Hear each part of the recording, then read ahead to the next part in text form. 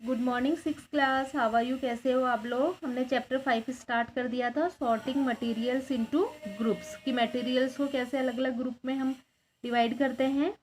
हमने एक टेबल भी देखी थी जिसमें हमने देखा था कि कौन कौन से मटेरियल किस किस चीज़ से बने हुए हैं। ठीक है, अब इनकी प्रॉपर्टीज़ क्या है मटेरियल्स की? मटेरियल की प्रॉपर्टीज़ मतलब कि ये दिखने में कैसे होते हैं। कोई ज़्यादा हार्ड होते हैं, कोई सॉफ्ट होते हैं, कोई शाइनी होते हैं, कोई डल होते हैं। ठीक है, तो हम यहाँ पे देखते हैं एक एक करके। सबसे फर्स्ट है अपीयरेंस। अपीयरेंस मतलब ये दिखते कैसे हैं।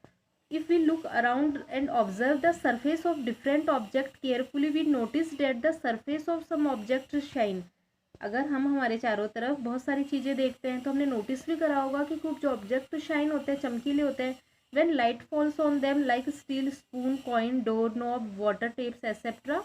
ये जब सारी चीज़ें स्टील, स्पून, कॉइन वगैरह, डोर के जो दरवाजे के जो होते हैं कुंदे वगैरह, वाटर टैप्स, ये सब शाइनी होते हैं।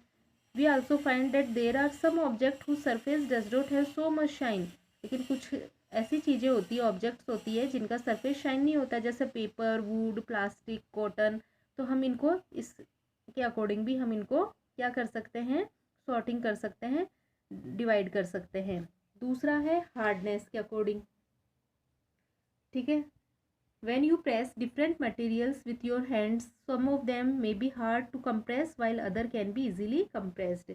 जैसे डिफरेंट मटेरियल्स होते हैं तो तुम अपने हाथ से दबाते हो तो तुमने देखा होगा कुछ तो बहुत ज़्यादा हार्ड होते हैं और दबते नहीं हैं, और कुछ इजीली ही कंप्रेस्ड हो जाते हैं, दब जाते हैं। ठीक है, on a pressing flash of our own body or someone else's body, you can absorb that it can be easily pressed and change shape to some extent. However, if we press at the head, knees or elbow, they do not change shape and cannot be pressed। जैसे pressing flash of our own body, जैसे हमारे जो flash होता है body पे, उसको हम अगर प्रेस करते हैं तो इजीली प्रेस हो जाता है। ठीक है, लेकिन जब हम हमारे हेड को, नी को, एल्बो को, इनको प्रेस करते हैं तो उनकी शेप चेंज नहीं होती, मतलब वो हार्ड हार्ड मटेरियल के बने हुए हैं और वो फ्लैश सॉफ्ट मटेरियल का बना हुआ है। So substance which can not be compressed easily are called hard. तो वह सब्सटेंस जो इजीली कंप्रेस्ड नहीं होते हैं उन्हें तो हार्ड सब्सटेंस बोलेंगे, है ना। जैसे हमारी muscles, substance which can be stretches and compressed easily are called soft substance, और जिसपे इजीली स्क्रैच हो जाते हैं, कंप्रेस्ड हो जाती है, उसे हम सॉफ्ट सब्सटेंस बोलते हैं। ठीक है, नेक्स्ट है, यहाँ पे एक एक्टिविटी बताई हुई है कि हमने एक की लिए, मेटल की लेंगे और उससे वुड पे स्क्रैच कर देंगे, वुड के सरफेस पे, वुड पे, एल्युमिनियम पे, आयरन, चॉक, कैंडल और अनदर मटेरियल। तो हम क्या देखते हैं कि किस पे सबसे ज़्यादा इजीली स्क्रैच हो गए, वाइल कुछ पे इजीली स्क्रैच नहीं हुए। मतलब कुछ तो कंप्रेस हो गई इजीली, वो तो सॉफ्ट है, और कुछ मटेरियल जो स्क्रैच नहीं हुआ जिन पे, वो हार्ड है। जैसे कॉटन और स्पंज तो बहुत सॉफ्ट होते हैं और आयरन बहुत हार्ड होता है। यहाँ पे देखो वुड पे भी स्क्रैच हो जाएंगे, एल्युमिनियम पे नहीं होंगे, आयरन पे भी नहीं होंगे, चॉक पे हो जाएंगे, कैंडल पे भी हो जाएंगे। ठीक है, तो ये हमने इसकी क्या देखी, प्रॉपर्टीज़ देखी। ठीक है, अपीयरेंस, हार्डनेस। ठीक है, ये अब हम देखते हैं सॉलिबिलिटी। ठीक है, सॉलिबिलिटी कैसे है, सॉलिबिलिटी के अकॉर्डिंग भी हम इनकी सॉर्टिंग कर सकते हैं। सॉलिबिलिटी मतलब ये किसी चीज़ में घुल रहे हैं या नहीं घुल रहे। इसमें हम लिक्विड चीज़ लेंगे। Materials differ in their solubility in water, मतलब हर चीज़ वाटर में सॉलिबल नहीं होगी, कुछ चीज़ें इनसॉलिबल होती है, कुछ सॉलिबल होती है। Rocks do not dissolve in water, जैसे रॉक्स है ये वाटर में डिजॉल्व नहीं होती। We have salt and sugar which are soluble in water, जैसे सॉल्ट और शुगर है ये तो वाटर में सॉलिबल हो जाती है।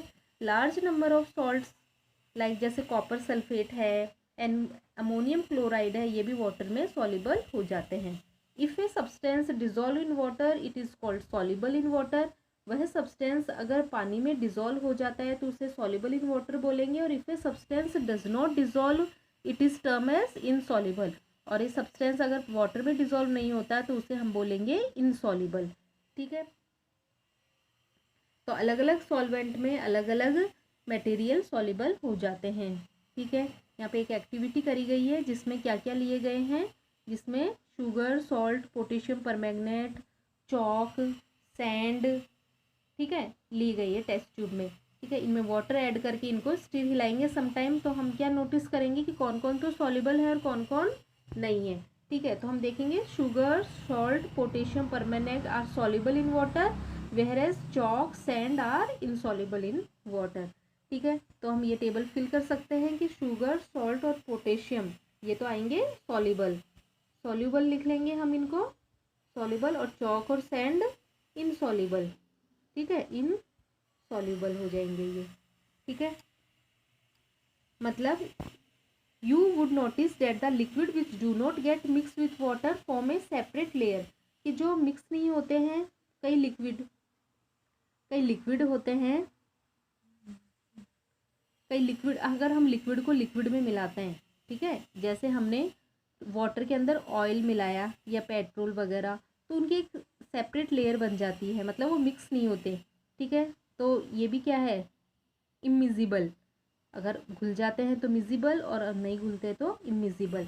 It is found that organic substance जैसे like oil, petroleum product do not get miscible with water, they are miscible in organic solvent, मतलब ये वाटर में मिजिबल नहीं होते हैं, घुलते नहीं है। जैसे मिल्क को वाटर में डिसॉल्व करेंगे तो वो मिजिबल हो जाएगा।